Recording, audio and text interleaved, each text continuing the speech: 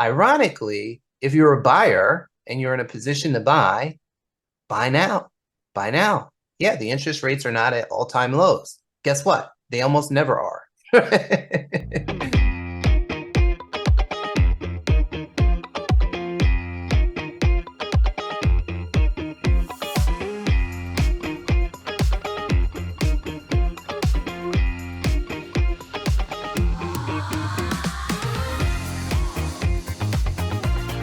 This is your mortgage guy, Dave Steinberg, and this is the Mortgages Made Easy podcast.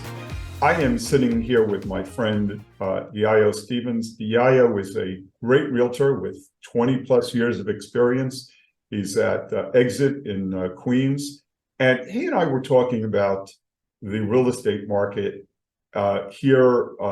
It's December 27th of 2023.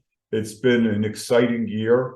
And Diallo, what are you seeing in the real estate market? How is it as a market if I wanted to sell my home today? The age-old question, how's the market? So it depends, but I will say in most cases, if you're a seller now, it's a fantastic time.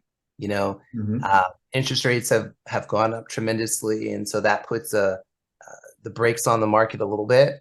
But in most areas in downstate New York, the prices are higher now than they were last year. So the rate of appreciation may have slowed, but it's still been an appreciating market.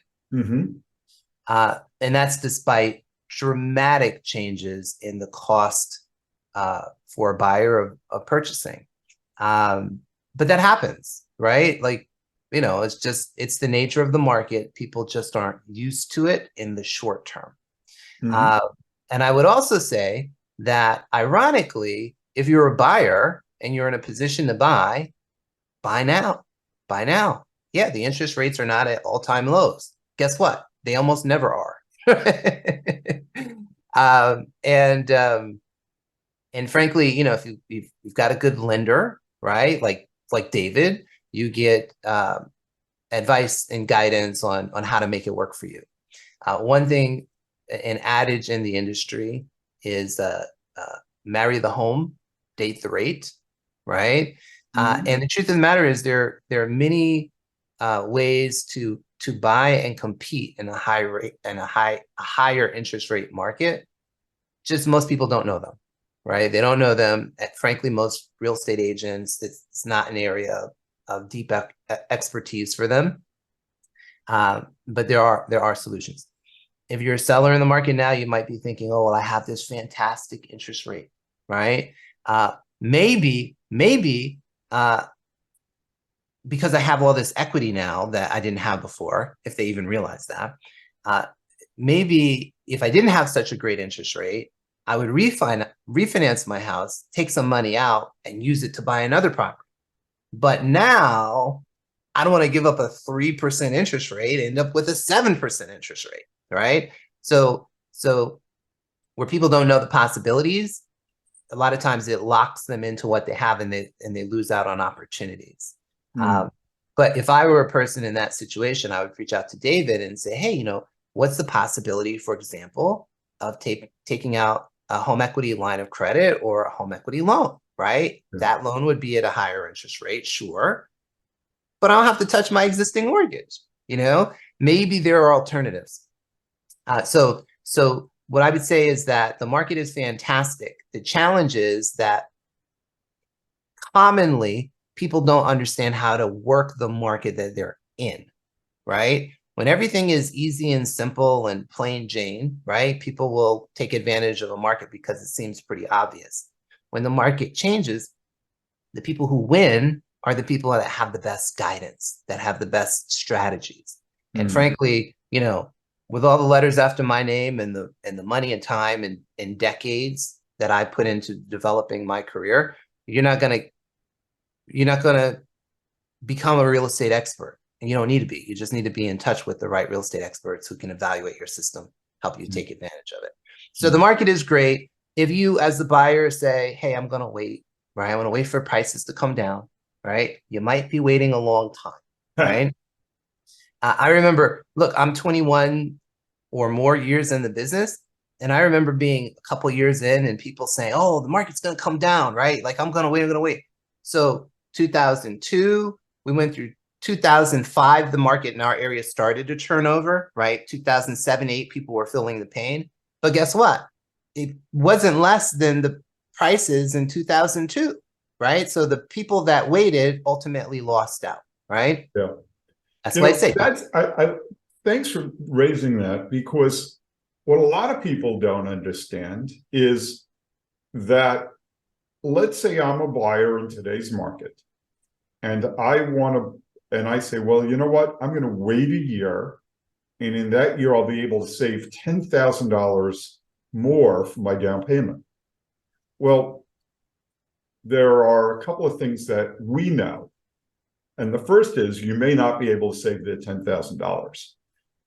But the second thing is the odds are that the cost of the house will go up probably much more than $10,000, depending on the kind of a home you're looking at. And so you'll end up almost like the hamster on a treadmill, always, running, but not quite getting there. And so my advice to people is, if you can afford the house today, buy it today.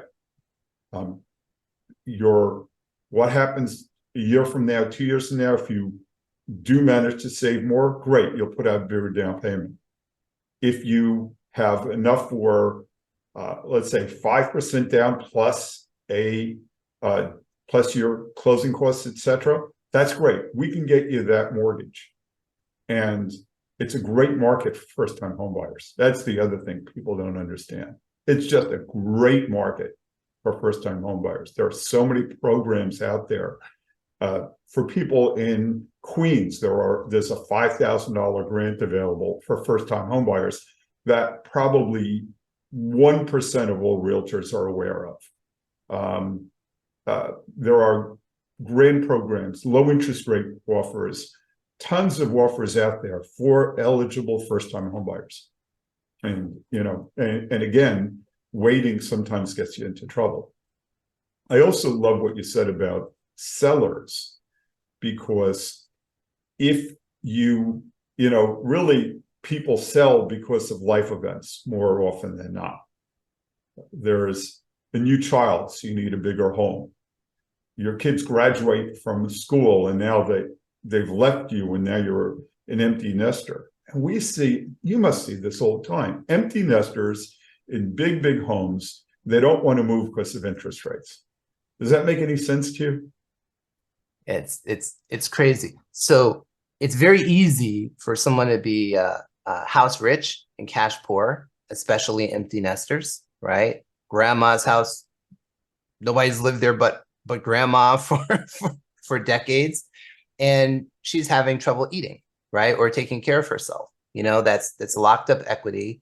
And anybody that gives her advice that the interest rate should dictate what she does in that situation doesn't have enough information.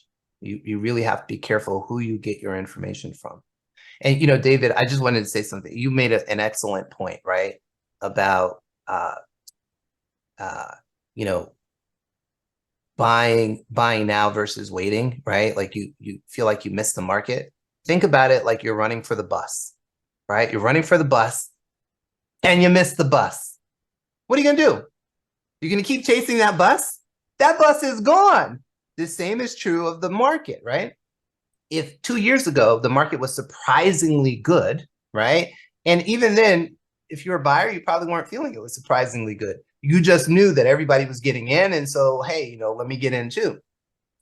But if you miss the low interest rate market, that bus is gone. That doesn't mean you don't go to work, right? You catch the bus that's available to you now, So all of these common sense things that you apply in your day-to-day decision-making really apply to real estate and mortgage financing.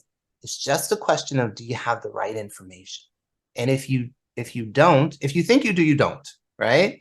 And if you know you don't, how do you get it? You just have to get with the right professionals for appropriate consultations, and that's really the key, David is very knowledgeable and experienced. You're going to get a different experience consulting with him than you might by going to, the bank that you have your deposits in and saying, hey, there's a mortgage person here I can speak with. It's a different experience. Thank you. Thank you. This has been great. I really appreciate it. So let's do this again next quarter, and let's check in. What I'm hearing you say is it's a great market to sell your home, and I'm going to return the favor with Diallo and say that if you are in Brooklyn, Queens, and Western Nassau, and you are looking to sell a home, you can't do better than having a great professional like Diallo on your side. Remember that you're going to pay the same commission to a newbie realtor as you are to someone like Diallo, who's managed real estate offices, has coached realtors, is a CRS, which is a title reserved to the top few percent of all realtors in the country. You can't do any better than working with Diallo. This has been the Mortgages Made Easy podcast, and thank you so much for joining me, Diallo. My pleasure. Thank you for having me.